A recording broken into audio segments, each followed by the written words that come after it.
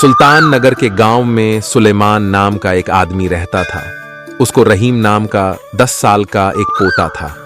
रहीम school जाता था और अपने फ्री टाइम में अपने चाचा के साथ गली गली जाकर दुकानों में दुआ देने जाता था।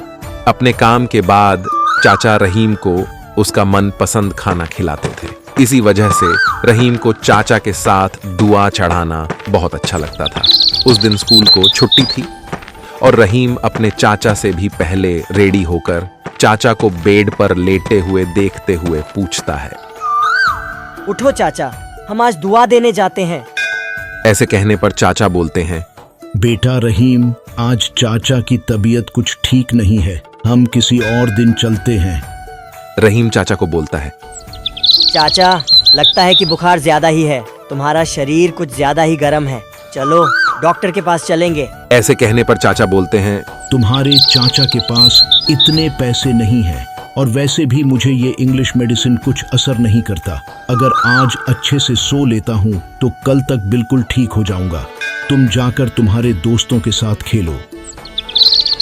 ऐसे बोलते हैं, लेकिन रहीम को अपने चाचा की बात गलत लगी और सीधा अपने पिता के पास जाकर, पापा, चाचा को बहुत तेज बुखार हुआ है, उनका शरीर बहुत गर्म है, क्या हम उन्हें अस्पताल लेकर जाएं?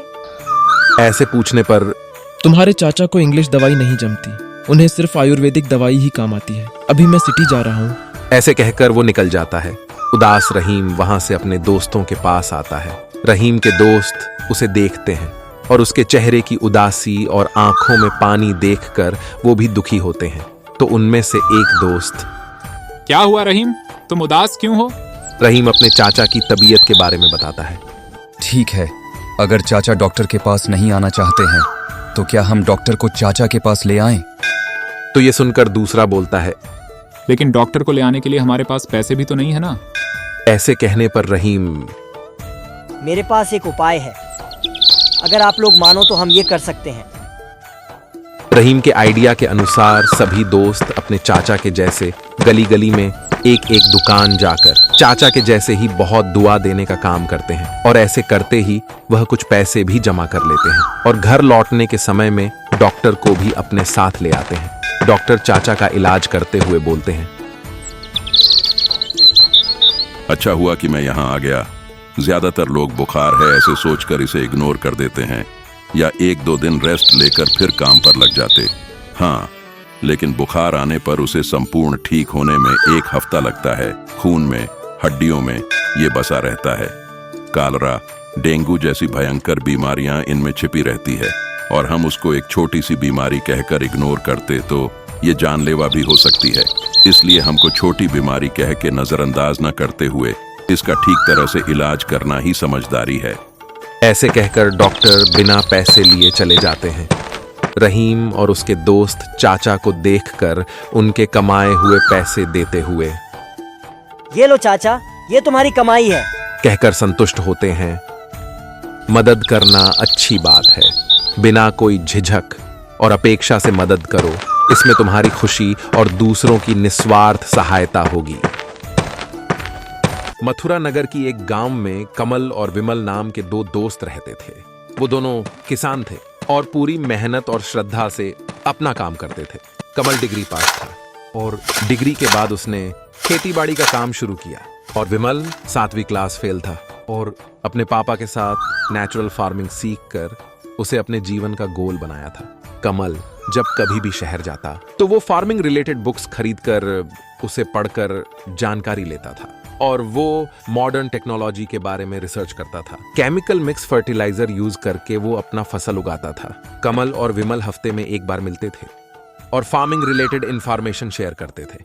इस बार वो दोनों जब मिले तो कमल ने बोला, अरे सुनो विमल, मैं अपनी दोस्ती के नाते बता रहा हूँ, जमाना बदल रहा है विमल, हमें भी जमाने के साथ चलना चाहिए। कब तक तुम अपने पुराने मेथड से फसल उगाओगे? तुम भी मेरे जैसे मॉडर्न तकनीक यूज करके अच्छी फसल उगाओ और उससे तुम्हें अच्छे पैसे भी मिलेंगे। ये सुनकर विमल, दोस्त, जो तू बता रहा है वो बिल्कुल सही है। मॉडर्न तकनीक यूज करके मुझे फसल और पैसे दोनों मिलेंगे, पर दोस्त, ऐसे करने से मिट्टी की जान चली जाती है और अगर हमारी मिट्टी ही मर जाती है तो हम कैसे फार्मिंग कर सकते हैं? तू ही बता। ये सुनकर कमल और ज्यादा बहस नहीं करते हुए पूछता है। तो अच्छा, इस बार तुम कौन सा वेजिटेबल उगा रहे हो विमल? तो विमल कहता है, मैं इस बार बैंगन उगाने की सोच रहा हूँ। ये सुन के कमल बोलता है, मैं भी बैंगन उगाने की सोच रहा हूँ। अगर हम बैंगन उगाते हैं तो उसे केमिकल फर्टिलाइजर लगाकर उसकी देखभाल करनी पड़ेगी, वरना आधा बैंगन कीड़े मकोड़े के शिकार बन जाएंगे और हमें कुछ नहीं मिलेगा। ये सुनकर विमल बोलता है, केमिकल यूज करके कीड़े मकोड़े दूर होंगे, ये सही बात है कमल, लेकिन वो केमिकल बैंगन में उतर जाएंगे और उसे खाने से लोगों की तबीयत बिगड़ जाती है। और वैसे भी कीड़े मकोड़े जो खाते हैं उसे फेंक कर अगर हम बचा हुआ बैंगन खाते हैं तो उसमें साइड इफेक्ट नहीं होगा। ऐसा खाना हमारे सेहत के लिए अच्छा है। तो ये सुनकर कमल समझ गया कि और बहस करना वेस्ट है और वो दोनों अपने अपने घर चले जाते हैं। जैसे प्लान किया था, कमल केमिकल फर्टिलाइजर यूज करके बैंगन उगाने शुरू किया और बचे हुए फर्टिलाइजर को वो अपने घर के पीछे रखा था। इस बीच कमल का छोटा बच्चा खेलने के दौरान इस फर्टिलाइजर को जूस समझ के पी जाता है। पीते ही वो बेहोश हो जाता है। इसे देखकर कमल घबरा गया और तुरंत अपने बच्चे को डॉक्टर के पास ले जाता है। तो हॉस्पिटल में डॉक्टर बच्चे का इलाज करते हुए बोलता है, फर्टिलाइजर पीने से वो केमिकल ने इसे बहुत डैमेज कर दिया है और इसी कारण तुम्हारा बेटा आज से कुछ नहीं देख पाएगा, मतलब वो आंख से अंधा रहेगा। ये सुनकर कमल फूट फूट के रोने लगता है और केमिकल फर्टिलाइजर से उगाए हुए सारे बैंगन को पानी में फेंकता है और कभी भी केमिकल्स ना यूज करने का फैसला करता है। उस दिन से वो भी अपने दोस्त विमल जैसे ऑर्गेनिक फार्मिंग शुरू करता है। दिन ब दिन उसकी फार्मिंग से अच्छी फसल उगती है और इसकी वजह से सेहत भी रहता है। गांव के सभी फार्मर्स भी कमल और विमल जैसे ऑर्गेनिक और नेचुरल फार्मिंग टेक्निक अप्लाई करने लगे। अपने फ्री टाइम पर कमल और विमल दोनों आसपास के लोगों को नेचुरल और ऑर्गेनिक फार्मिंग की जानकारी देने लगे। हम जितने भी पढ़े लिखे हो और जितने भी टेक्नोलॉजी एडवांस हो, हमें नेचर को उसके नेचुरलिटी से खिलवाड़ नहीं करना चाहिए। बेंगलुरु के जेपी नगर के एरिया में एक हरिप्रसाद नाम का एक व्यक्ति रहता था। हरिप्रसाद को नितिन नाम का एक बेटा था जो उस एरिया के इंटरनेशनल स्कूल में 5th स्टैंडर्ड में पढ़ाई करता था। हरिप्रसाद बेंगलुरु के एसपी रोड में हार्डवेयर शॉप का मालिक था।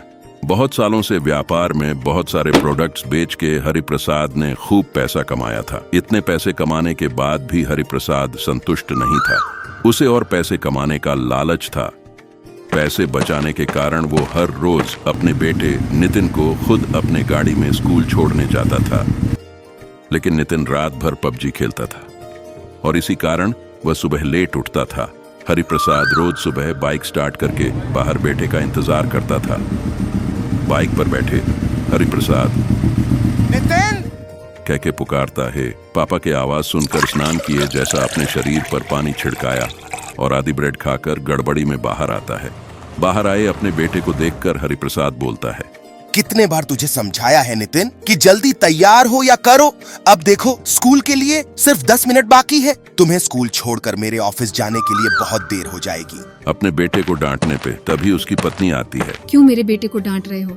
रात भर मेरा बेटा पढ़ाई कर रहा था। ठीक है, आ जाओ। इस ट्रैफिक में तुम्हें स्कूल छोड़कर और आधे घंटे में मुझे दुकान भी जाना है। लो हेलमेट पहन लो। ये कहने पर नितिन बोलता है, नहीं पापा, रहने दो, मेरे बाल खराब होंगे। ये कहकर वह बिना हेलमेट पहने ही निकल पड़ते हैं। रास्ते पर हरिप्रसाद की बाइक सिग्नल पर आकर रुकती है। रेड सिग्नल और 45 सेकंड्स दिखा रहा था। पेशेंस खोया हुआ हरिप्रसाद जैसे ही येलो लाइट आया, अवसर में जल्दी निकलने के वजह से बाइक स्टार्ट करके निकल पड़ता है। सामने पुलिस वाले को भी चकमा देकर वह सर से फिसलते हुए आगे चला जाता है। तो पीछे बैठा हुआ नितिन इसे देखकर बोलता है, वाह सुपर पापा, उस पुलिस वाले को खूब चकमा दिया आपने। ये कहकर अपने पापा की गलती को ठीक बोलता है, उनकी तारीफ करता है। ऐसे ही हर रोज नितिन का लेट उठना, हरिप्रसाद का ट्रैफिक रूल्स ब्रेक करना, पुलिस वाले को चकमा देना, बाइक टेढ़े टेढ़े चलाना डेली रूटीन हो गया था। एक दिन हर रोज की तरह हरिप्रसाद सिग्नल ब्रेक करते हुए अपने बाइक को चलाकर जाते समय उसके ही जैसा एक और व्यक्ति सिग्नल ब्रेक करते हुए लेफ्ट साइड से अपने बाइक से घुस जाता है। तो इससे बचने के लिए हरिप्रसाद ब्रेक मारता है तो वह सीधा ट्रैफिक पुलिस के सामने जाकर बाइक से स्लिप होकर अपने बेटे के साथ गिर पड़ता है। हेलमेट न पहनने के वजह से नितिन को सर पर चोट लगता है और हरिप्रसाद के हाथ और पैरों में बुरी तरह से जख्म होता है। उन दोनों को ऊपर उठाते हुए पुलिस वाला बोलता है, रेड सिग्नल का अर्थ है रोकना। येलो का अर्थ है देखना और ग्रीन का अर्थ है चलाना। इन तीनों कलर की जानकारी और महत्व को ना समझने से एक एक्सीडेंट हुआ है। रास्ते में ऐसे बर्ताव से एक ना एक दिन ऐसा एक्सीडेंट तो होना ही था। आगे से ध्यान से गाड़ी चलाना, ये सोचना कि गाड़ी में न सिर्फ आप सेफ हो बल्कि तुमसे किसी और को तकलीफ ना हो, ऐसे गाड़ी चलाना चाहिए। ये कहकर उन दोनों को ऑटो में हॉस्पिटल भेजता है। इस कहानी से हमें ये सीख मिलती है कि हमें ट्रैफिक रूल्स सिर्फ हमारी सुरक्षा के लिए नहीं बल्कि औरों की सुरक्षा के लिए भी फॉलो करनी चाहिए और हमेशा हेलमेट पहनकर गाड़ी में राइड्स करना चाहिए। और रात भर मोबाइल पर खेलना, गड़बड़ी में तैयार होना, ये सब छोड़कर जल्दी सोकर जल्दी उठना, टाइम से पहले घर छोड़ना और आराम से स्कूल और दुकान पहुंचने में हमारी सेफ्टी है और ये अच्छी प्रैक्टिस भी है।